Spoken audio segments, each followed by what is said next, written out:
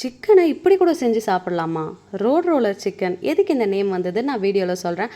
அதுக்கு நான் இன்றைக்கி 2 சிக்கன் பிரெஸ்ட் பீஸ் எடுத்திருக்கேன். இது சிக்கன் பிரெஸ்ட் பீஸ் வச்சு தான் செய்ய முடியும்.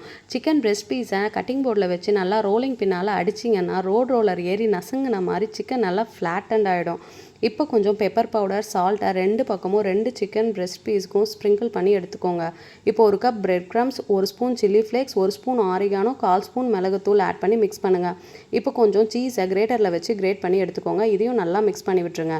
சிக்கன் பிரெஸ்ட் பீஸை மைதா மாவில் 2 சைடும் கோட் பண்ணி பிளேட்டில் எடுத்து வச்சுக்கோங்க.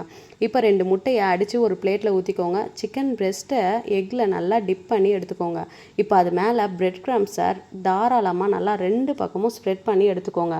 இப்போது ஒரு பேனில் ஆயில் விட்டு நம்ம கோட் பண்ண சிக்கன் பிரெஸ்ட் பீஸ் ஆட் பண்ணி லோ ஃப்ளேமில் 2 பக்கமும் 15 மினிட்ஸ் குக் பண்ணி எடுத்திங்கன்னா ரோட் ரோலர் சிக்கன் ரெடி ஆகிடுச்சு. இதை நம்ம மயனீஸ் இல்லைனா டொமேட்டோ சாஸில் டிப் பண்ணி சாப்பிடுங்க.